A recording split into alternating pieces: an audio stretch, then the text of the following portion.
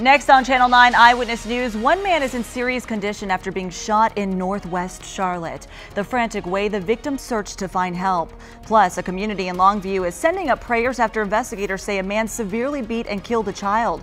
The warning signs neighbors say they noticed all too often. Another cloudy and rainy day ahead. I'm tracking when the rain will move across your neighborhood. I'll have a look at Futurecast coming up, but you're watching Eyewitness News Midday. That's coming up next on Channel 9. Now, from the news team that's covering the Carolinas, this is Channel 9 Eyewitness News Midday. A Northwest Charlotte community is shaken after a man showed up shot and seriously hurt on a neighbor's doorstep. The way police were finally able to get him the help he needed. Plus, taking a live look outside from our Charlotte camera this midday, you can see we are right in the middle of a wet and gloomy day, and it has been this way all morning long. Clouds are so thick you can barely make out uptown skyline, and to top things off, more rain is on the way. Meteorologist Vicki Graff is using the strongest radar in Charlotte to pinpoint when the heaviest showers could hit your neighborhood. Good afternoon. Thank you for joining us. I'm Sarah Rosario. We'll get to our top stories in just a moment, but the big story this midday is the rain, and it has already caused golfers at the Wells Fargo Championship at Quail Hollow to change their plans. Tee times were moved up because of the threat for rain, and there's also a flood watch in effect in the mountains and in the foothills right now. Let's check in with meteorologist Vicki Graff. She's in Severe Weather Center 9, tracking just how much rain we'll see today, Vicki. Well, it certainly has been a gloomy start to the day. We are seeing those low clouds in place and rain already across portions of the area. In fact, rain has been coming down very heavy off to the west of I-77. Here's a look from our HD Lake Norman camera where you can see barely anything, just some raindrops on top of that lens right there. Rain showers have been heavy at times, especially west of I-77, right on top of Burke County, also Cleveland. These are very slowly moving off to the east, so we'll continue to see this throughout the afternoon. Rain could be heavy at times, and therefore we do have a flood watch in effect west of I-77 for the mountains and foothills, where we could see up to about 2 inches of rainfall through tonight. Temperatures are not warming up, and we are expecting a cool day ahead. So if you are headed to the Wells Fargo Championship, you'll want to pack that jacket and that umbrella. Low 60s by this afternoon. Coming up, I'll have a look at Futurecast to show you how much rain you'll see in your neighborhood. Thank you, Vicki, and we'll check right back in with Vicki in the next 15 minutes. But remember, you can stay on top of the weather anytime by having alerts sent straight to your cell phone. Sign up at WSOC-TV.com. All you have to do is click on weather and look for alert sign up for the tab there. Eyewitness News is following a developing story this midday. Right now, one man is in the hospital in serious condition after he was shot in Northwest Charlotte, and we have been on the scene since 8 this morning. Eyewitness News reporter Trish Williford joins us live from there now. And Trish, witnesses told you the victim actually showed up to a neighbor's door and was pleading for help?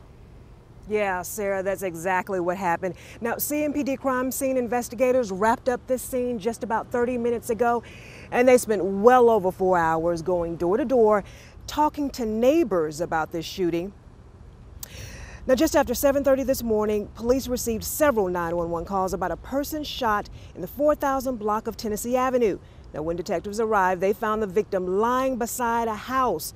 Witnesses tell Eyewitness News that victim ran to that house, banged on the door, begging for help, then collapsed. Neighbors were shocked to hear something like this happened here. We didn't hear anything. No gunshots, no nothing. But we wake up to the police knocking on our door to ask us, have we seen anything? Now, the victim was transported to CMC with life-threatening injuries. So far, no word about any suspects. Live in Northwest Charlotte, Trish Williford, Channel 9 Eyewitness News. Thank you, Trish. And if you're headed out the door right now, watch out. There is an accident on I-77. It is causing some major backups. Here's a live look from our DOT camera there. You can see some of the traffic stalled on the left-hand side of your screen. You see the police car there. Here's a live look, as I told you, from our DOT camera. We're looking at I-77 and Trade Street. Traffic is moving very slowly. Crews say the accident is expected to clear within the next hour or so.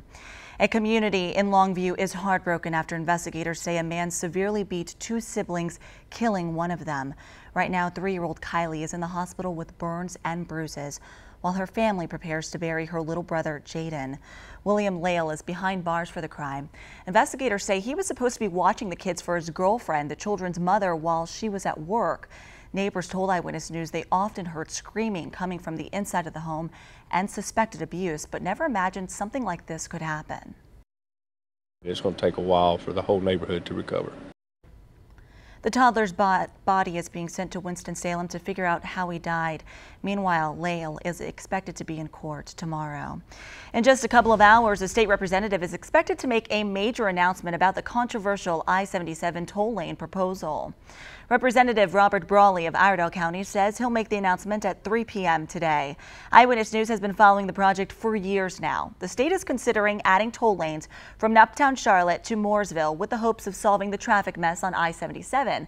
The lanes would cost $540 million. Opinions on the project have been mixed all along. Some drivers are worried it'll make them wait longer in traffic. However, Representative Brawley says congestion between Mooresville and Charlotte is only getting worse.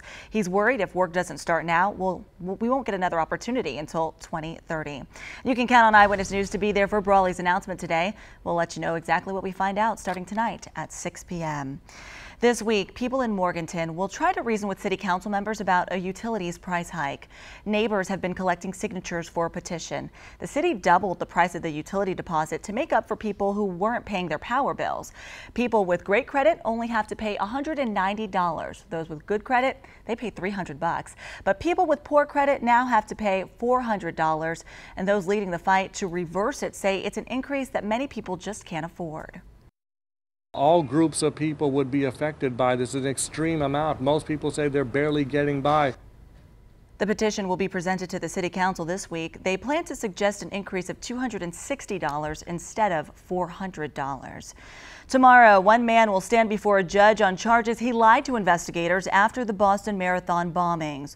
Lawyers for Rebel Filiobos say he had nothing to do with the deadly attack and they want him released from jail. Investigators say Filiobos lied to them about visiting the surviving suspect, Johar Tsarnaev, his college dorm after the bombings. Two other friends are also facing charges for destroying evidence. If convicted, the 19-year-old could face up to 8 years behind bars. New at noon, a decision to charge admission at New York's 9/11 memorial is sparking controversy. The museum's board wants to charge between $20 to $25 when the site opens next year. The money will help pay for operating costs, which is expected to be about $60 million a year. However, some families of 9/11 victims say the museum should be free. New developments. Within the last couple of hours, the death toll in the Bangladesh factory building collapse has climbed to more than 600. Earlier this morning, the number was set at 580. That's in stark contrast to the 87 deaths first reported when the building collapsed in late April. At least 100 people are still missing. The building's owner is facing several charges. Police say he had a permit to build the 5-story building, but added 3 more illegally. A woman facing a long road to recovery after she says a man took her hostage on a high-speed police chase. The violent way she says he took her captive and the dramatic way it all came to an end.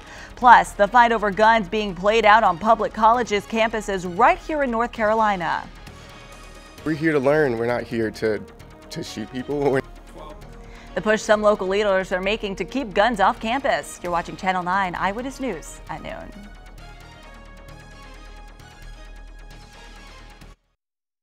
This is Channel 9 Eyewitness News, covering the Carolinas.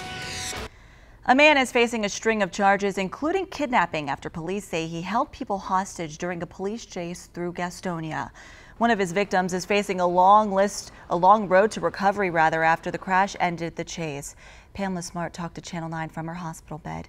She says Fred Bird forced her and 2 others into a car by holding her at knife point. She says he sped away once he saw police coming. That he was going to kill us all, that he wanted to die, and that we was going to die too. She says he floored it and crashed into a power pole near Highway 321 at I-85. Bird says he never held anyone hostage. Mother Nature is helping crews fight this wildfire that's been spreading through Southern California. They've managed to get more than half of it under control, and thanks to dying winds and the cooler weather. So far, the fire has burned an area of land outside of LA that's about equal to the distance from Charlotte to Hickory. 2,000 firefighters are working the fire. So far, no injuries have been reported. Meanwhile, 4 people are in the hospital after a deadly limousine fire overnight in California. 5 other people died, even though their friends and other drivers tried to pull them out. The limo driver pulled over when he saw smoke, but the limo quickly caught fire. The victims are all women in their 30s. Those who survived have burns and they're suffering from smoke inhalation. Months after this fire destroyed a home in Catawba County, a couple says firefighters saved their lives. Firefighters battled through smoke and fire to reach Stoney Moxley, trapped and unconscious in a bathroom. It took nearly a week for Moxley to wake up. He then stayed in a hospital for 2 months. Moxley says he would have never made it if it weren't for firefighters and their bravery. They said I dead for 4 minutes. They saved my life. He is now living with his son because the fire destroyed the house where he and his wife have lived for 50 years. Governor Pat McCrory to give the weekly Republican address this week. New at noon, the actions he says he needs the White House to take to help him be a better leader. We're on our way towards a cold afternoon, highs getting near 58 degrees. I'll have a look at when we could see warmer temperatures on the way.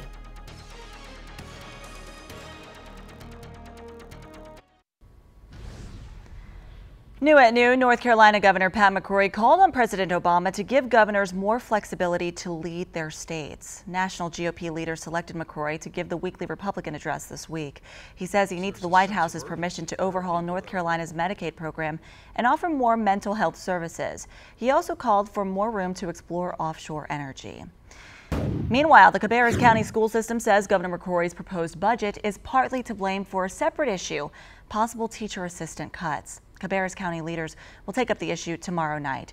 If Governor McCrory's budget passes, it would cut 100 TA positions from Cabarrus County alone. The NRA's annual meeting is wrapping up in Houston, Texas today. This weekend, more than 70,000 people showed up for the big convention. For many, it's all about the latest and greatest in guns, but the convention is also a chance for many conservatives to take center stage on the gun control debate. NRA Vice President Wayne LaPierre sparked controversy yesterday when he made this comment about the Boston Marathon bombing. How many Bostonians wish they had a gun 2 weeks ago? No bill in Congress, no Rose Garden speech will ever change that inescapable fact that the only way to stop a bad guy with a gun is a good guy with a gun. Last month, the U.S. Senate rejected a bipartisan effort to expand gun background checks. It was a big loss in the effort by President Obama to tighten up gun control laws in the wake of Sandy Hook massacre. Lawmakers are still vowing to resurrect the bill before the end of the current Congress session. Meanwhile, here in our area, the people in charge of some local colleges want lawmakers to remove part of a new bill that would allow some guns on public campuses here.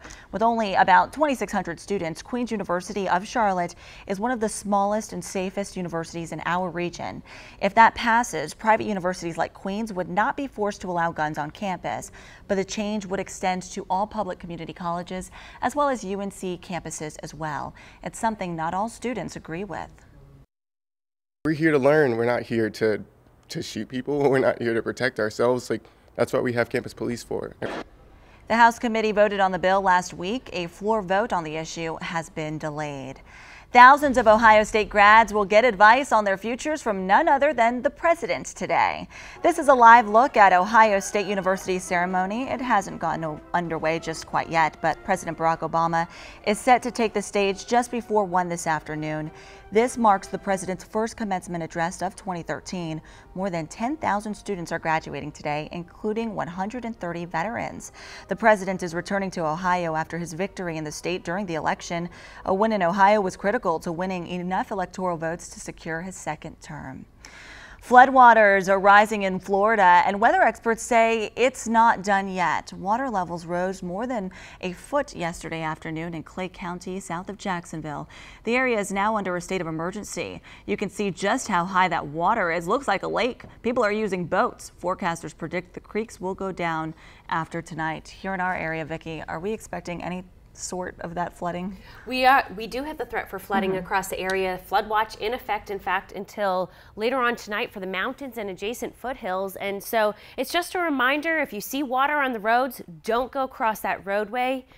Turn around, don't drown is the saying. Now we're looking outside at our HD Charlotte camera. You can barely see the skyline as we are seeing those thick low clouds, and those will stick around through the afternoon. It's keeping temperatures on the colder side, 52 degrees right now in Charlotte, and it's also breezy. Winds are coming in from the east-northeast at 12 miles per hour, so that's making it feel even colder. Looking at live early warning Doppler 9, light rain across the mountains and the foothills, but this has just been standing still over the past several hours, barely moving. Some heavier pockets south of Morganton, right on top of Burke County, that is slowly moving off to the east-northeast, right along I-40, heading towards Hickory. So be careful if you do plan to drive today. Just drive slowly as the roads are slick. We're watching another batch of showers all the way from heading towards Charlotte, towards Uptown along I-77, also I-85. So a lot of these roads are slick this afternoon, and they'll continue to stay that way as we have more heavy rain on the way. There's a pocket of some heavier rain right now right on top of Chester, slowly drifting to the east-northeast, heading towards I-77. So be mindful of that. Just take your time as you head out this afternoon. And if you have outdoor plans, I know it's Cinco de Mayo, you might want to move those plans indoors. Temperatures right now, mid to low 50s and even upper 40s as you head off to the northwest, 40 for Boone to 48 in Hickory. We're not expected to warm up a whole lot today, and this is what we should see at the end of February, early March. So that's what it's going to feel like through the rest of the afternoon. We'll continue to see steady showers in and out throughout the day, some heavier pockets as well. Not seeing any threat for severe weather today, which is good news, but the main thing that we're concerned about is that heavier rainfall. It's still going to be here as we head towards midnight, and before we wake up tomorrow morning, we're tracking more showers on the roadways. I'll have a look at that starting at 4:30 a.m. tomorrow morning. So as we go throughout the day today, we are tracking the showers and the heavier rain. This is all along a frontal system that is just slowly going to be drifting to the east-northeast, and it's going to stay with us tomorrow on into Tuesday and Wednesday. The heaviest rainfall will be today, though, and early tomorrow as well. So here are your totals. We could see up to 2 inches and even higher amounts as you head west of I-77. Now off to the east, that's where we could see up to about an inch of rain. So there is the concern for some flooding, especially in the low-lying areas. So again, just be careful on the roads as you go throughout the afternoon today. You can track the showers as they move across your neighborhood using our iPad app. It's free to download at the App Store. You can also get a look at our 5-day forecast, which is showing just unsettled weather and gross today, upper 50s.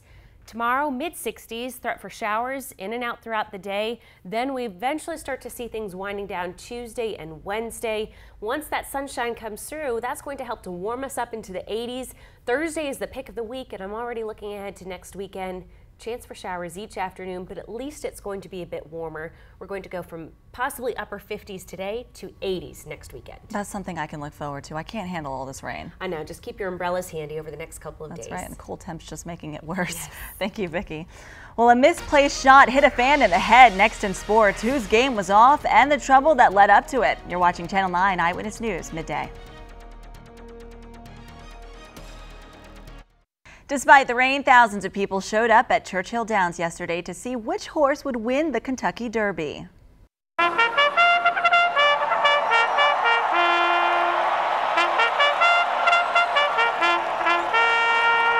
Listen to the crowds cheering there. More than 150,000 people watched as Orr powered through a muddy track to take the finish. The horse won by 2.5 lengths. Even though he was in the back of the pack heading into the final turn, this was the first win for jockey Joel Rosario in the Racing Classic. Golden Soul finished second with Revolutionary third. Now that's a wrap of things on the racetrack. Let's send it over to sports anchor Tiffany Wright with all the latest in the sports world.